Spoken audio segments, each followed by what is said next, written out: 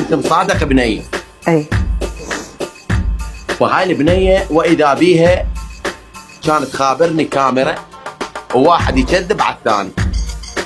اوكي حلو، اعرف هذا الجو. زين. اي.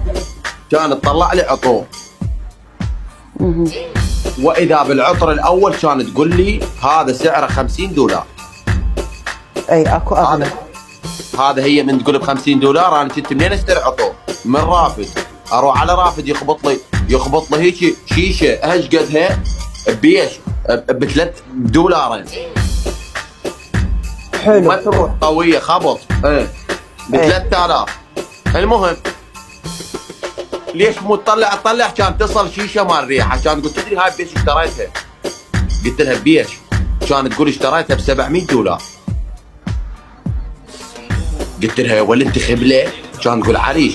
قلت لها ولد انت خبلك واحد يشتري ريحه بهي السعر؟ كان تقول مو على مود الشرب المثلك يشم.